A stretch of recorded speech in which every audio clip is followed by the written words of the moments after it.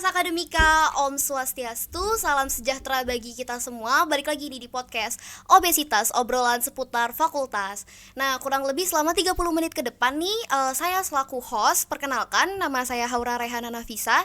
Di sini saya akan berbincang-bincang dengan narasumber kita yang juga selaku dosen dari Fakultas Hukum dan Ilmu Sosial, lebih tepatnya di jurusan Geografi.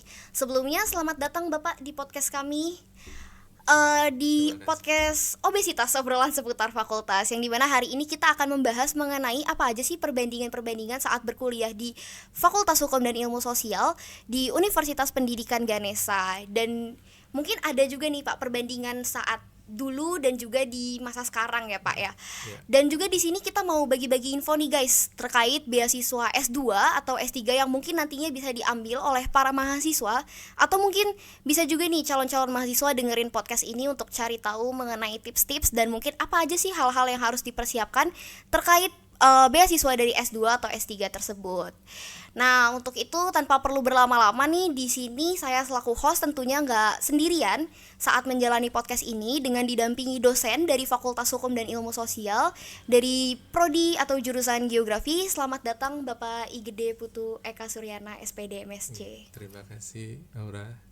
Terima kasih kembali Bapak, kami pun turut berterima kasih atas kesediaan waktu Bapak untuk hadir di sini.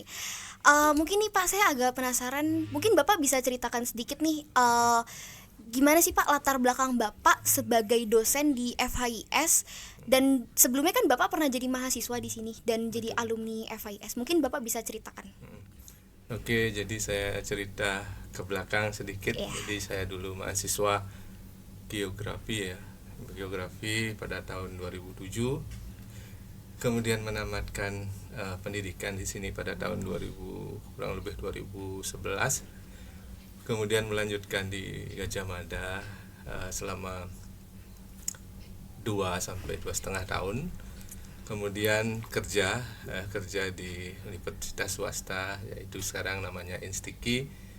Terus sekarang balik lagi ya di tahun 2022 saya kembali lagi untuk ke Universitas Pendidikan Ganesha untuk mengajar di bidang geografi. Jadi itu singkat ceritanya kira-kira. Menarik banget sih Pak perjalanan Bapak, terlebih kan Bapak udah pernah kuliah di sini, jadi mahasiswa di sini, terus kemudian melanjutkan studi ya Pak ya di Gajah Mada, dan kembali ke sini menjadi dosen. Ini perjalanan yang sangat menarik sih Pak. Mungkin bisa jadi inspirasi buat teman-teman yang nonton. Perjalanan Pak Eka ini cukup menarik perhatian, dan saya mau tanya nih Pak, dari perjalanan Bapak sebagai mahasiswa kemudian menjadi alumni dan kembali mengajar di sini sebagai dosen, gimana Pak rasanya kembali ke FHIS sebagai dosen setelah sebelumnya pernah menjadi mahasiswa? Ya, terima kasih. Ini sebenarnya pertanyaan yang tidak pernah saya tanyakan dalam hati saya ya. Berpikir pun saya tidak pernah sebenarnya sebagai seorang dosen, karena cita-cita itu terlalu tinggi menurut saya, yang notabene saya menginginkan diri saya sebagai seorang guru saja gitu. Ketika itu kemudian ada dosen yang kemudian melihat saya untuk diajak diskusi gitu ya pada waktu mahasiswa, dan mendorong saya untuk bisa berkuliah lagi. Kemudian saya sambut itu dengan dengan baik, kemudian didiskusikan bersama keluarga, karena juga saya berasal dari keluarga yang tidak berkecukupan gitu ya. Jadi saya harus diskusi untuk meneruskan nantinya ke depannya seperti apa. Nah, kemudian diputuskanlah saya untuk bisa kuliah gitu ya, dengan modal yang pas-pasan tentunya. Kemudian ketika perkuliahan pun saya berupaya ya untuk menunjukkan kesungguhan saya terhadap minat saya di geografi. Kemudian ada beberapa dosen yang sudah memanggil saya sebelum saya lulus untuk bergabung di geografi sebenarnya pada saat itu. Kemudian saya pun istilahnya menyambut dengan gembira sebenarnya ya, saya belum lulus sudah ada sambutan menarik ya bagi saya itu. Kemudian saya coba untuk memberikan yang terbaik untuk lulus tepat waktu, walaupun akhirnya saya tidak bisa bergabung ya, artinya ada jeda 7 tahun saya mengajar di swasta, tapi itu memberikan saya pengalaman yang saya pakai untuk sekarang gitu ya. Jadi saya perjalanan saya itu demikian.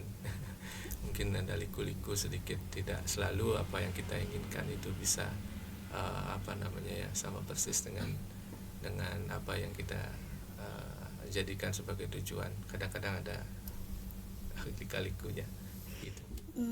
Menarik sih Pak, dengar cerita Bapak barusan nih Pak. Saya mau tahu juga nih Pak, kira-kira menurut pandangan Bapak dari kacamata Bapak sebagai dosen, apa sih Kak kira-kira nih Pak perbedaan dari pandangan Bapak yang Bapak lihat, perbedaan terbesar antara FHIS saat Bapak berkuliah, saat masih menjadi mahasiswa, dengan FHIS yang sekarang nih Pak? Apa mungkin ada perbedaan-perbedaan yang Bapak juga rasakan secara langsung?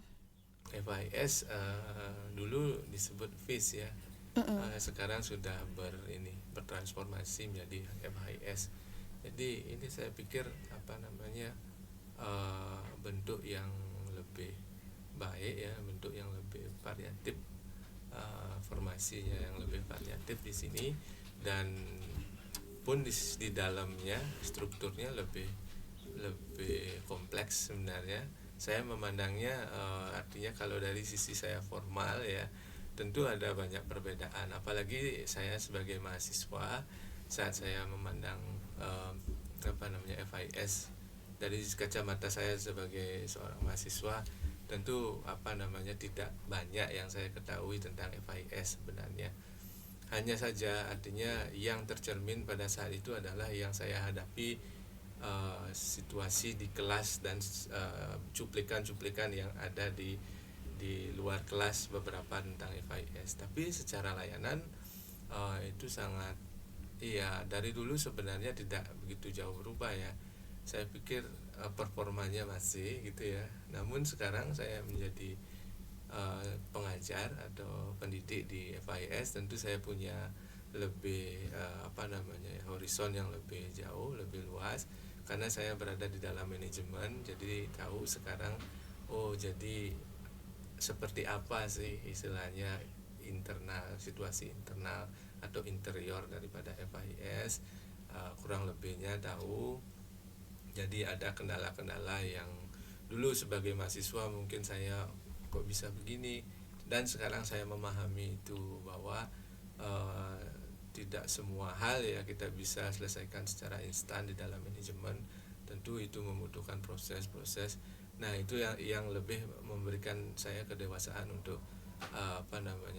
menyikapi ya sesuatu istilahnya yang tidak terjadi ya, artinya yang sekarang terjadi itu saya harus pahami dulu ini sebenarnya seperti apa sih.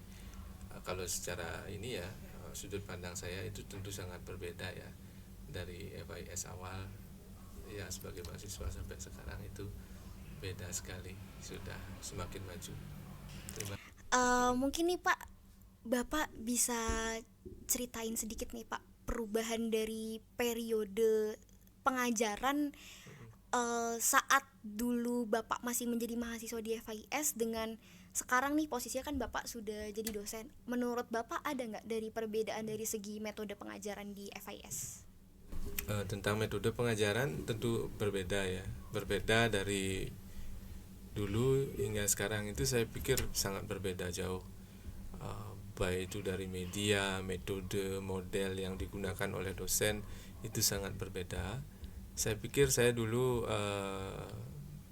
variasi metodenya menggunakan metode ceramah, kemudian metode diskusi yang notabene ya masih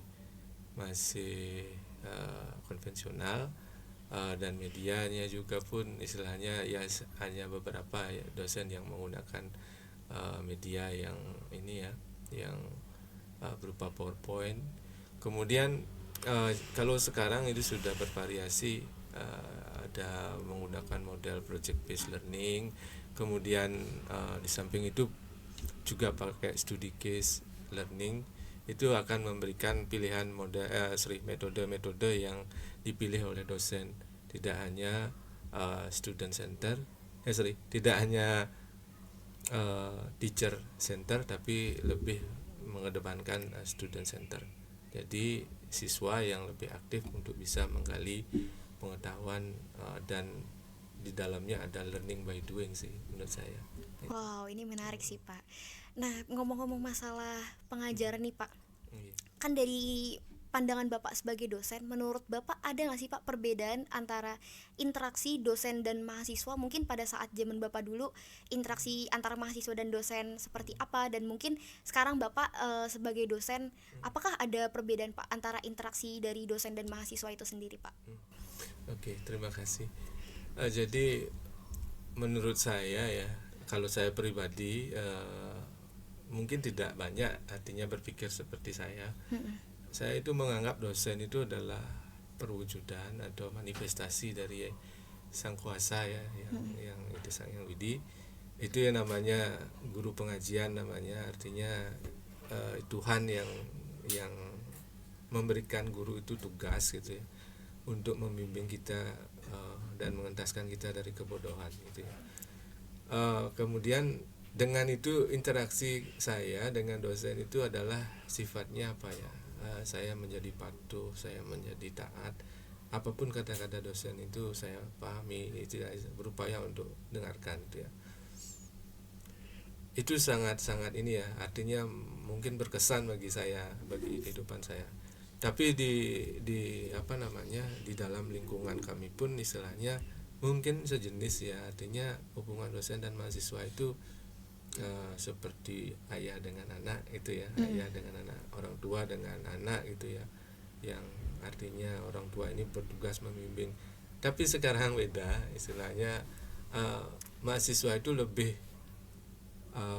menginginkan kita sebagai teman gitu ya, menginginkan kita sebagai teman, belajar apa namanya fasilitator mereka, apa namanya tempat mereka untuk berkeluh kesah dalam hal akademik dan non akademik. Itu yang saya perhatikan, polanya berbeda. Jadi dengan demikian istilahnya ya, memang pada masing-masing zaman itu punya perbedaan itu ya. Betul. Tapi istilahnya itu akan memberikan warna atau nuansa yang berbeda ketika istilahnya pola yang pertama dengan pola yang kedua itu diterapkan. Dan sekarang artinya apa namanya, hampir tidak ada sekat hierarki ya antara hubungan antara guru atau dosen dengan mahasiswa, itu lebih pada teman itu ya, mereka lebih friendly lah gitu. Itu sih perbedaannya yang saya lihat. Ya mungkin karena ada kemajuan zaman juga ya Pak ya. Terus kan mungkin kalau dari dosen seumur Bapak kan jarak umurnya masih nggak terlalu jauh ya Pak ya dengan mahasiswa. Nah, mengenai interaksi yang tadi sudah Bapak jelaskan nih, kira-kira menurut pandangan Bapak nih dari segi kurikulum, ada nggak sih Pak perbedaan kurikulum? Mungkin pada saat zaman Bapak kurikulumnya begini, mungkin pada saat Bapak sekarang menjadi dosen kurikulumnya seperti ini. Dari pandangan Bapak ada nggak perbedaan dari segi kurikulum?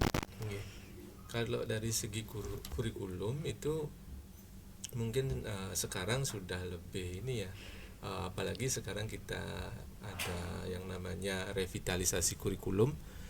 Jadi revitalisasi kurikulum yang saat ini itu ditujukan untuk memberikan ruang pada mahasiswa ya, lebih luas ya untuk bisa belajar gitu ya. Kalau dulu misalnya ya lebih banyak ya ditetapkan oleh kampus gitu ya. Kalau sekarang ada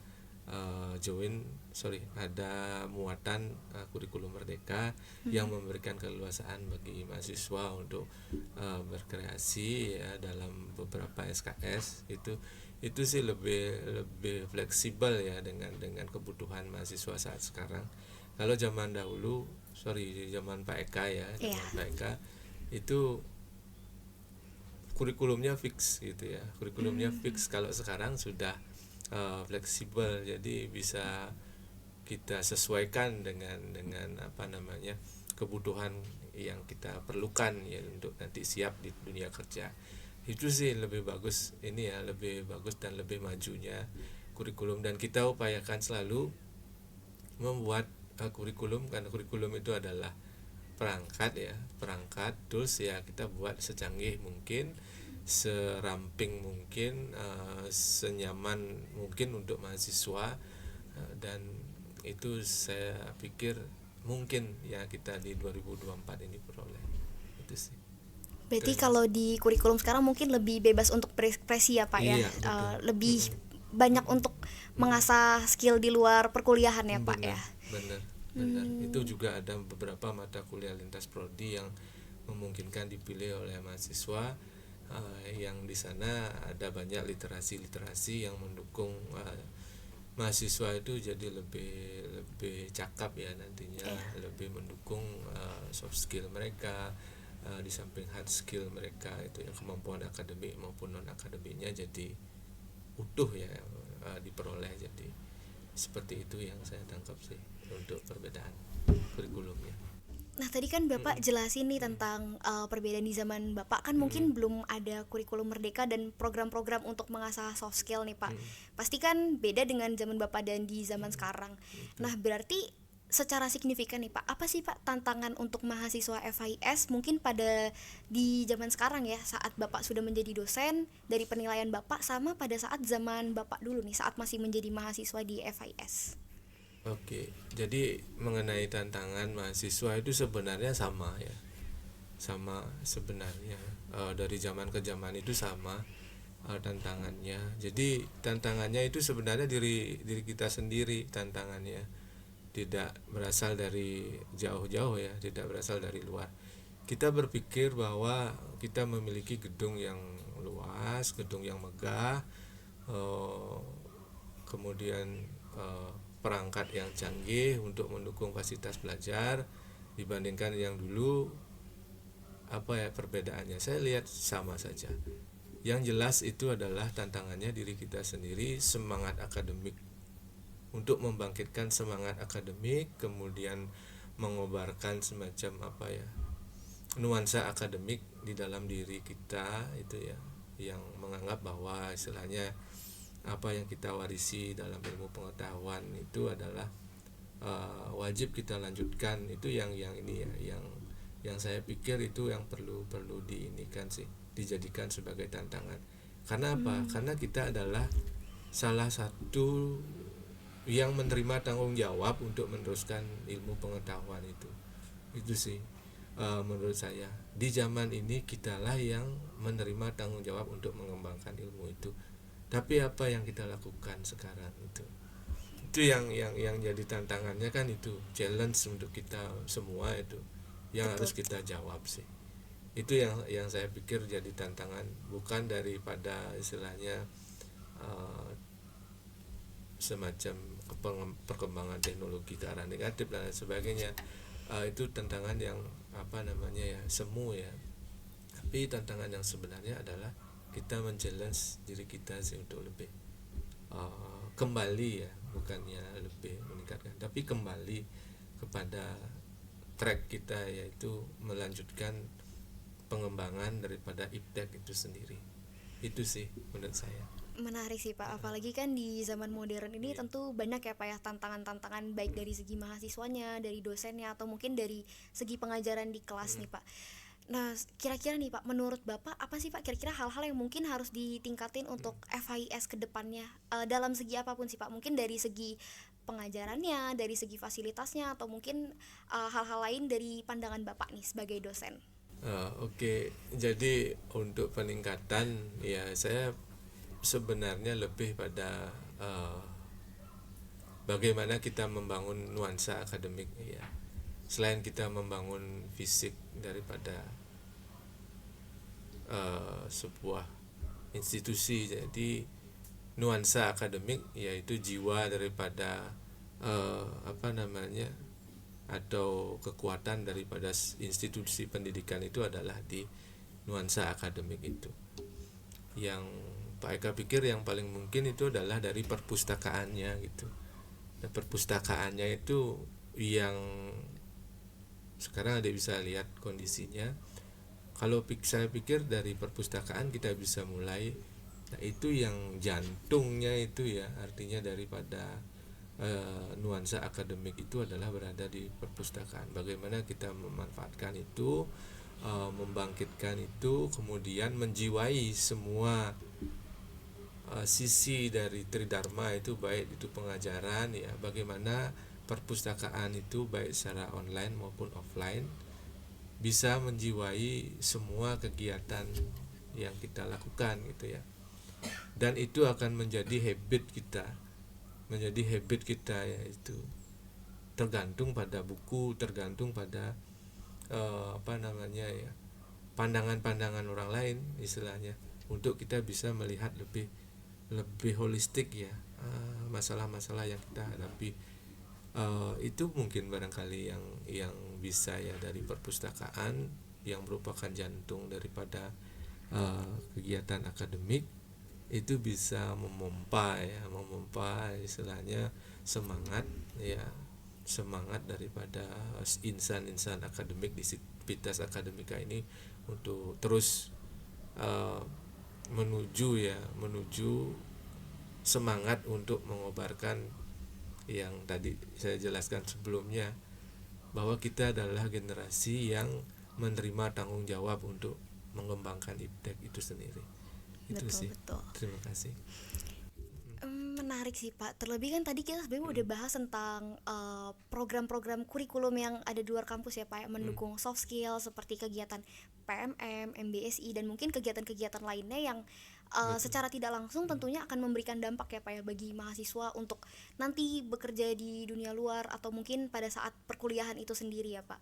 Nah, saya mau nanya nih Pak, kira-kira dari fakultas sendiri ada nggak sih Pak kayak pemberian dukungan terkait mungkin penelitian atau mungkin pengembangan diri bagi mahasiswa di FIS yang mungkin menurut Bapak pada zaman dulu Bapak belum merasakan ini nih karena kurikulumnya yang berbeda Ya, dan betul. zaman yang berbeda dengan di zaman sekarang yang Bapak sudah jadi dosen. Apakah ada perbedaan dari perbedaan zaman dan juga seperti apa dukungan fakultas Pak? Ya, terkait dukungan fakultas ya, kalau dari dulu hingga sekarang sebenarnya mungkin hanya ininya saja yang berbeda ya, artinya alokasi untuk apa, karena memang menyesuaikan dengan pola kurikulum tentu saja beda ya, itu menurut saya.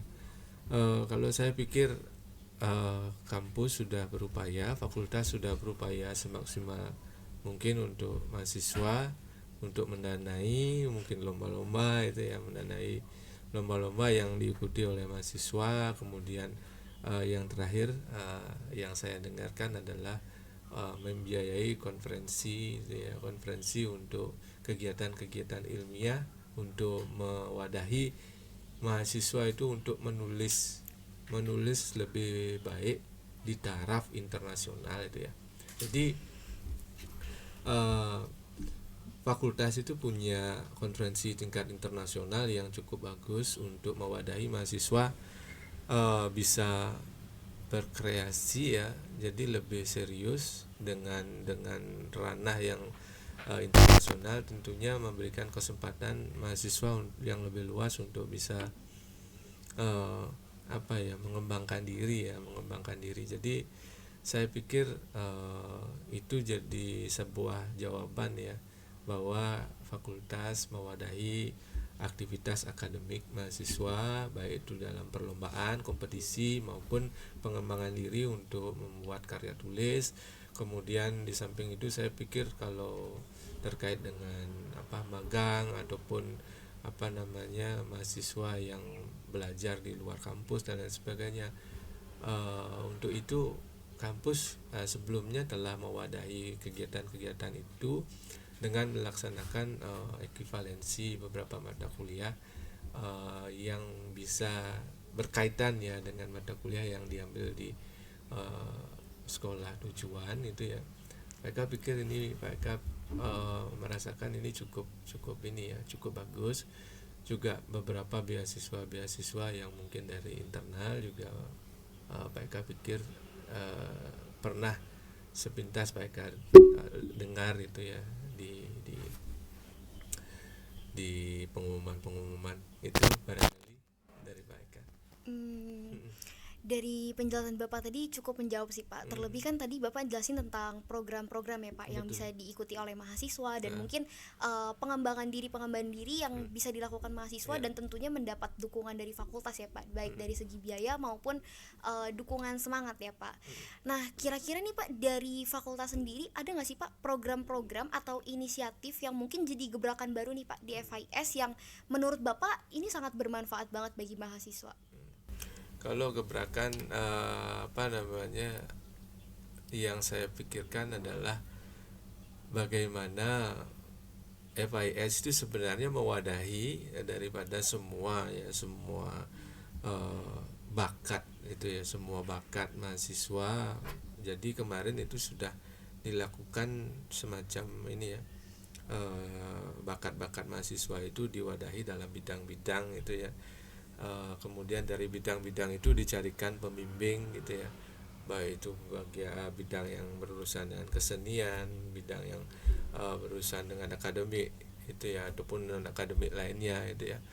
Istilahnya itu dilakukan walaupun ada perlombaan, tidak ada perlombaan, itu mungkin kemarin sempat dilakukan ya, kalau Pak Eka ingat itu. Barangkali itu yang bisa menjawab bagaimana minat mahasiswa itu tersalurkan sih, karena kita tidak bisa terlalu banyak ya untuk bisa misalnya memaksakan jika dia atau mahasiswa yang senang akademik, ya kita arahkan ke akademik gitu ya, akademiknya. Kemudian kalau yang tidak begitu kuat dengan akademik dan tidak berminat, ya kita arahkan ke sisi yang lain gitu ya. Dan itu sepertinya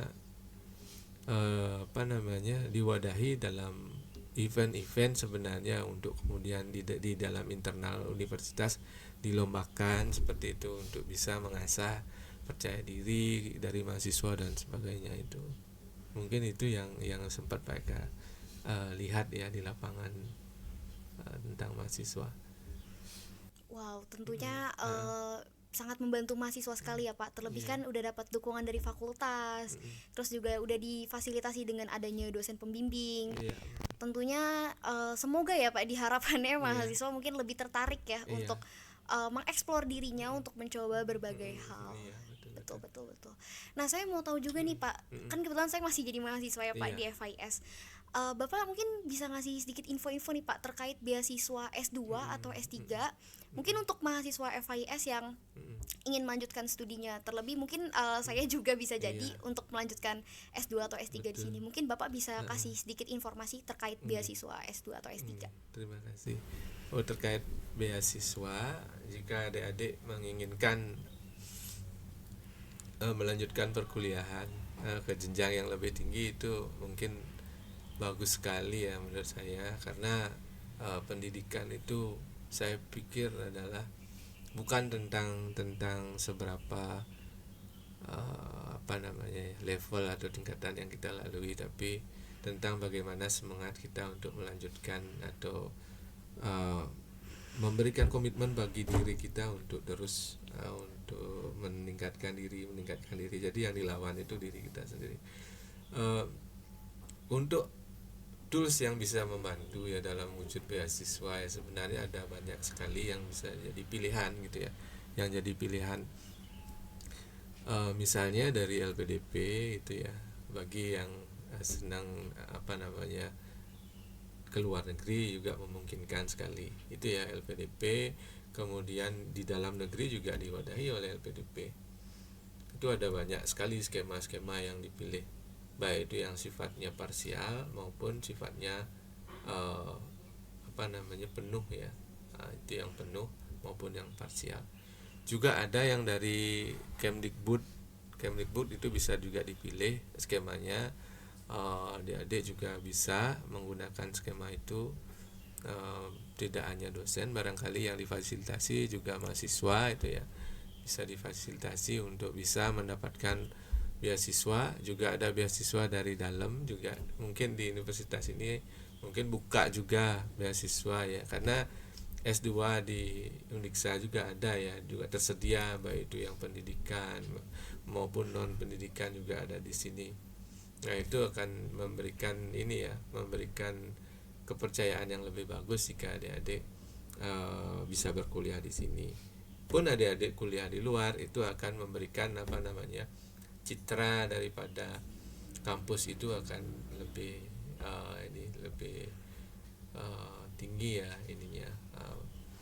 Kemudian di samping itu bahkan terakhir saya pikir atau saya lihat dari Kementerian Agama juga ada ya, dari pemerintah daerah, kemudian semacam bank juga ya, bank yang BI, semacam BI itu ya bisa adik-adik pilih juga untuk jadikan sumber pendanaan ya. Yang jelas dari pendanaan itu adik-adik harus menyiapkan barang tentu ya, termasuk saya itu ya yang mungkin nanti akan melanjutkan studi, semacam preparation untuk beasiswa itu ya, karena syarat untuk mendapatkan beasiswa itu juga tidak sederhana itu ya. Betul. Jadi dirancang sedini mungkin ya, sematang mungkin, jauh-jauh hari, apakah itu bahasa Inggrisnya, apakah itu kemampuan akademiknya, apakah itu istilahnya syarat-syarat dalam bentuk misalnya undangan ya, semacam undangan atau LOE daripada kampus yang dituju gitu ya. Itu kemudian semacam motivation letternya istilahnya, kemudian recommendation letter itu mungkin perlu disiapkan sejauh mungkin dan diupayakan nilai-nilai istilahnya ya, karena nilai itu kan tidak bisa dirubah. Kita memiliki kondisi sekarang yang bisa kita perbaiki kan gitu ya. Nah seandainya nanti adik-adik memiliki keinginan untuk itu, nah adik-adik perhatikan syarat-syarat itu ya, syarat-syarat, karena walau bagaimanapun administrasi itu adalah semacam saringan pertama sih yang harus adik-adik lalui. Itu saya ingin menjadikan itu mungkin bagi adik-adik sih. Banyak ada beasiswa, tapi kalau kita tidak siap itu akan jadi kesempatan yang berlalu begitu saja. Betul. Banyak ada beasiswa. Terima kasih. Betul. Okay. Ini sangat menarik sih Pak infonya. Terlebih kan yang kita tahu ya Pak, persyaratan beasiswa itu kan lumayan panjang ya Pak. Dan seleksinya pun beragam. Betul. Dengan tambahan informasi dari Bapak ini nambahin insight juga sih Pak. Nggak cuma buat teman-teman yang nonton, tapi juga buat saya yang masih menjadi mahasiswa. Tentu ini akan ngebantu sekali untuk yang tadi Bapak bilang preparation, karena itu jadi salah satu hal yang penting ya Pak ya. Betul. Terlebih kalau kita mau melanjutkan studi juga Kak, sekedar melanjutkan studi harus mempersiapkan diri dengan baik. Tadi kan kita udah bahas sih Pak kayak tentang program-program pengembangan diri di luar kampus ya Pak, kayak contohnya PMM, MBSI dan kampus mengajar. Mungkin dari pandangan Bapak sebagai dosen ada nggak sih Pak kayak mungkin tips and trick atau mungkin hal-hal yang harus mahasiswa tahu tentang persiapan dari kampus mengajar, dari PMM atau mungkin MBSI yang belum mahasiswa ketahui, atau mungkin ada tips-tips dari Bapak sebagai dosen gimana sih caranya supaya lolos seleksi atau mungkin lancar lah saat melakukan seleksi dari PMM, kampus mengajar dan lain-lainnya. Jadi itu sebenarnya sama dengan beasiswa ya. Jadi itu juga ada seleksinya, jadi ada preparasi yang harus dilalui itu ya. Tapi saya pikir ini adalah kesempatan ya yang harus disiapkan itu ya. Apapun syaratnya sebenarnya sudah ada di ditentukan ya, yang mungkin ada perubahan dan lain sebagainya. Adik-adik bisa tanyakan pada kakak-kakak itu ya yang sudah melaluinya. Kemudian saya pikir di samping itu yang diperlukan adalah keinginan atau komitmen adik-adik sih, karena di luar sana akan ada tantangan, banyak sekali tantangan. Jadi kompetensi adik-adik sekarang dari mata kuliah yang adik-adik jalani hari ini itu yang sebenarnya menentukan nanti berhasil atau tidaknya. Karena yang ditanyakan nanti di sana adalah, atau yang diperlukan adalah apa? Terkait dengan kompetensi adik-adik saat adik-adik melaksanakan itu. Itu yang utama bagi saya. Kalau lolos seleksi itu adalah bagaimana adik-adik bisa eh,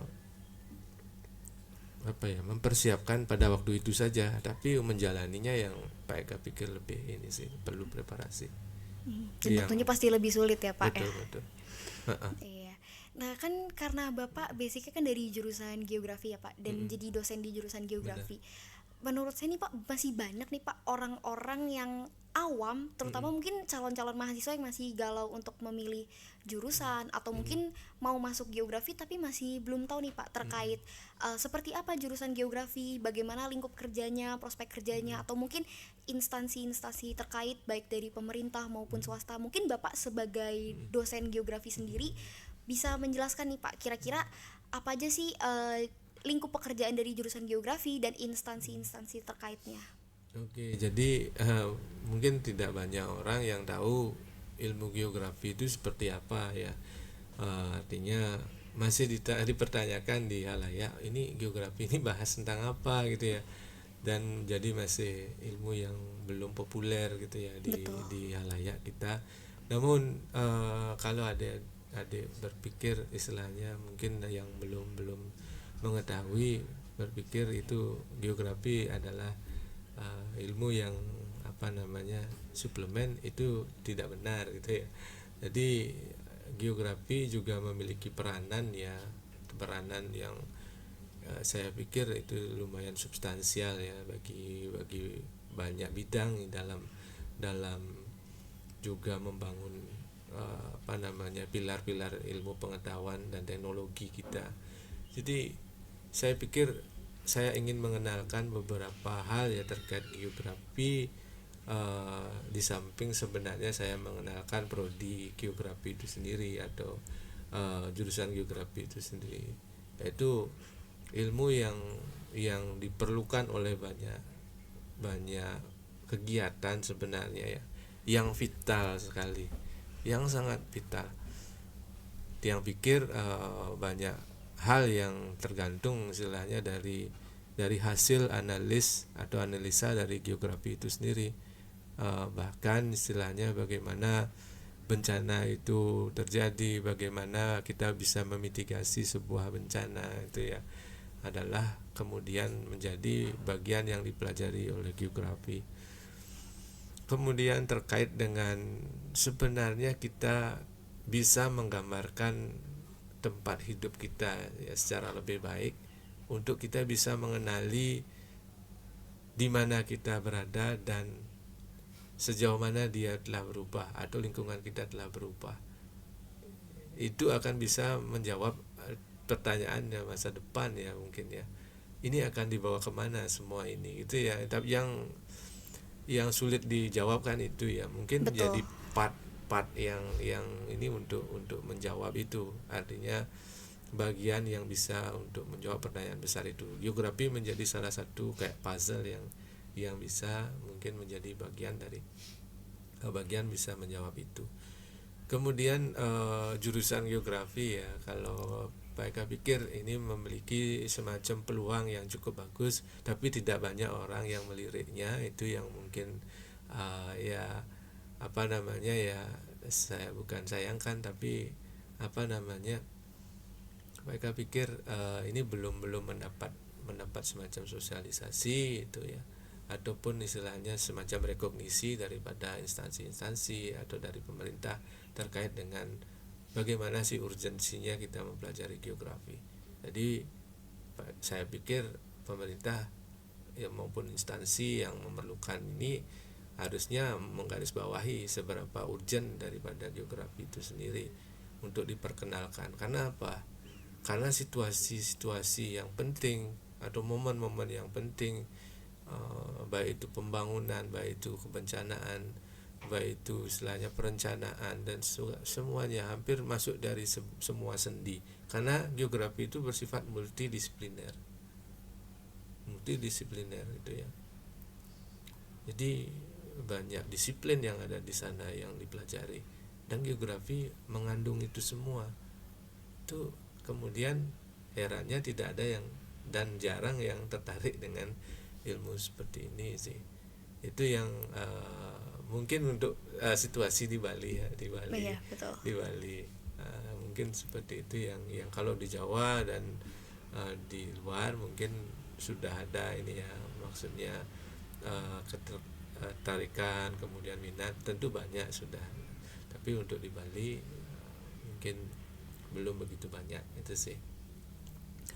Jadi seperti yang saya jelaskan tadi, kalau jurusan geografi ada 3 ya, prodi geografi, kemudian pendidikan geografi, kemudian D4 DRPJ. Itu tentu merupakan prodi-prodi yang memiliki warna yang berbeda itu ya. Yang satu yang pendidikan itu fokus pada keguruan gitu ya, walaupun keguruan ada beberapa nanti profil yang bisa diciptakan di sana itu ya, jadi asisten peneliti dan lain sebagainya.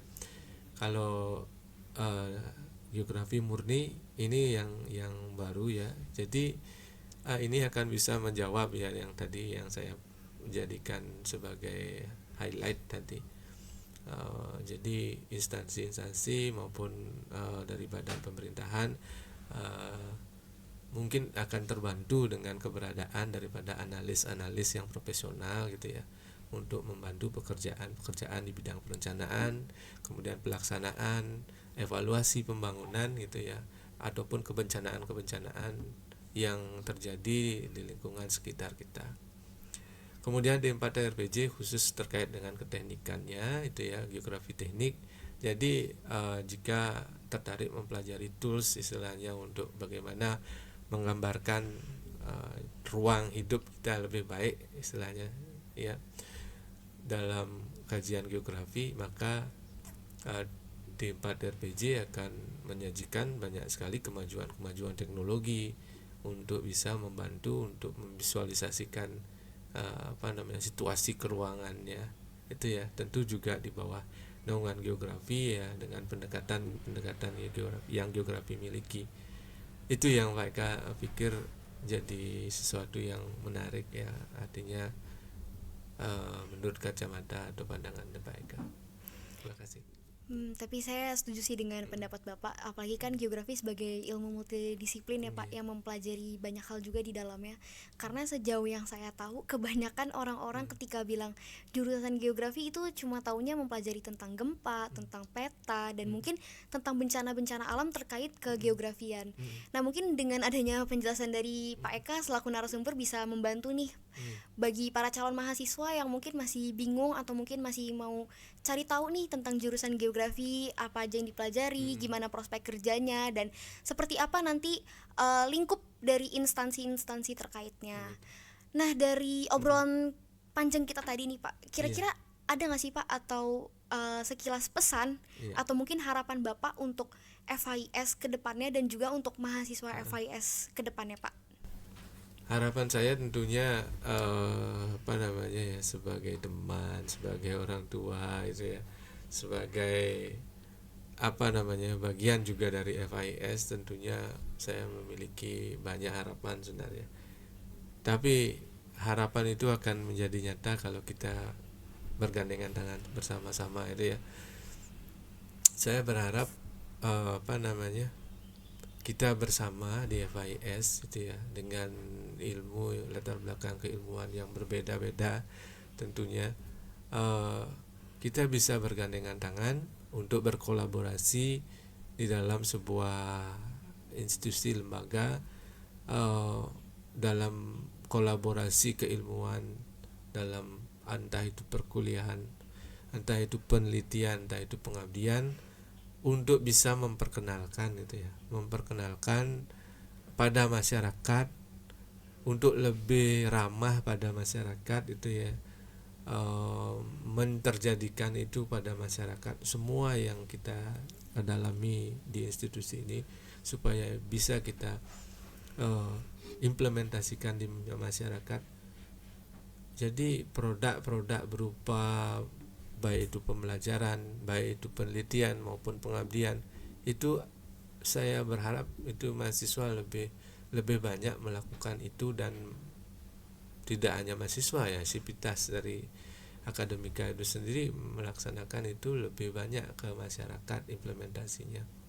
Jadi itu akan tidak hanya memperkenalkan Unixa, tapi menjawab seberapa itu ya peran daripada Unixa itu sendiri atau FIS Unixa itu sendiri di masyarakat itu sih. Betul. Iya. Itu sih yang mereka pikir akan bisa dengan baik memperkenalkan daripada sebuah institusi adalah bagaimana kita bisa membantu permasalahan-permasalahan yang terjadi di masyarakat dengan solusi-solusi yang kita buat dalam kerangka ilmu pengetahuan dan teknologi yang kita dalami di bangku perkuliahan. Itu sih yang mungkin nantinya bisa berlanjut itu ya dari waktu ke waktu, karena masyarakat dan kita adalah satu itu Ya, sih. satu kesatuan lah ya. Satu kesatuan. Terima kasih. Ya, dan ini pertanyaan terakhir sih Pak dari saya, tapi ini menurut saya pertanyaan paling penting. Iya. Mungkin ini nggak cuma bisa didengar untuk mahasiswa, mungkin untuk mahasiswa yang udah lulus atau mungkin masih mau melanjutkan studi nih Pak. Saya mau nanya nih Pak, apa sih Pak kira-kira mungkin pesan Bapak yang bisa Bapak berikan kepada mahasiswa atau mungkin mahasiswa yang udah lulus yang mau jadi dosen nih Pak di Unixa, khususnya di FIS nih Pak. Apa nih kira-kira pesan-pesan yang bisa Bapak berikan mungkin untuk mereka-mereka yang sedang mempersiapkan diri untuk menjadi calon dosen nih Pak? Oke. Terima kasih, ini pertanyaannya menarik. Saya pikir saya memberikan pesan-pesan bagi adik-adik, bagi teman-teman semua yang nantinya ingin bergabung di Unixa ataupun di luar Unixa sebagai calon pendidik. Saya pun sebenarnya sedang tahap belajar untuk menjadi pendidik yang baik itu ya. Karena itu membutuhkan semacam komitmen itu ya, komitmen kita untuk apa? Untuk bisa bermanfaat bagi masyarakat, itu sih utamanya. Jadi itu adalah semacam bentuk pelayanan ya, bentuk pelayanan terhadap masyarakat untuk memperkenalkan ilmu pengetahuan dan teknologi terkait dengan bidang ilmu yang kita pelajari, dan kita sedang ada tugas ya, sedang mengemban tugas yang tidak ringan itu ya. Jadi sebagai seorang pengajar, sebagai seorang pendidik itu tidak mudah itu ya. Saya pikir itu menjadi tantangan tersendiri bagi setiap orang. Ada yang mungkin menganggap itu berat, ada yang mungkin berat sekali, ada yang terlalu berat gitu ya. Mungkin Betul. ringan barangkali tidak, karena itu ada tanggung jawab moral di sana. Tanggung jawab moral adalah apa? Adalah untuk membawa insan-insan daripada ataupun tunas-tunas yang nantinya bisa bermekaran ya, baik itu sebagai geografiwan, baik itu sebagai sejarawan, sosiolog dan lain sebagainya, pustakawan, yang nantinya akan menjadi bagian dari pembangunan bangsa dan negara Indonesia. Itu yang saya pikir menjadi pesan saya. Karena apa? Karena tanggung jawab moral itu yang lebih penting ya dari segalanya, karena itu akan menjiwai daripada apa yang kita lakukan di dalam mengemban tugas ya, sebagai entah itu sebagai dosen, entah itu sebagai guru, untuk bisa melakukan upaya yang semaksimal mungkin ya, untuk mencapai itu, mengandalkan daripada tunas-tunas atau benih-benih itu bermekaran untuk bangsa dan negara. Terima kasih. Baik, terima kasih Bapak atas wawasannya, atas pesan-pesannya, dan mungkin tips-tips ya Pak yang sudah Bapak berikan untuk teman-teman mahasiswa dan juga mungkin untuk calon-calon mahasiswa yang lagi mendaftar nih Pak, lagi cari-cari info terkait jurusan dan fakultas. Saya cukup senang sih Pak mendengar penjelasan dari Bapak, saya jadi dapat insight baru, terlebih mengenai informasi-informasi dari beasiswa, dari program-program pengembangan diri di luar kampus, dan tentunya mengenai pengembangan dari diri sendiri yang tentunya dapat dukungan secara penuh dari fakultas. Ini menambah perspektif saya juga sebagai mahasiswa di FIS. Sekali lagi saya ucapkan terima kasih Bapak atas kesediaan waktunya untuk berbagi tips, untuk bersharing kepada kami mengenai perjalanan Bapak saat masih menjadi mahasiswa di FIS, lalu menjadi alumni, dan sekarang kembali lagi ke FIS dengan mengajar menjadi dosen di jurusan geografi. Terima kasih kembali. Menurut saya ini sangat berharga sih Pak. Terima kasih banyak atas kesediaannya. Mungkin sebelum diakhiri ya Pak, dari kami ada sedikit kenang-kenangan dan juga apresiasi untuk Bapak karena sudah bersedia menjadi narasumber kami. Di sini kami akan memberikan piagam sebagai kenang-kenangan yang mungkin bisa Bapak terima. Terima kasih semua. Semoga ini ya Pak bermanfaat ya Pak, kenang-kenangannya dapat di. Terima kasih. Oke. Terima kasih ya. Nih, bisa diterima ya Pak ya. Banyak. Terima kasih banyak Bapak atas kesediaan waktunya. Semoga bisa jadi kenang-kenangan yang berharga ya Pak. Iya, ini tentu jadi kenangan yang berharga. Setiap ini saya simpan di dinding.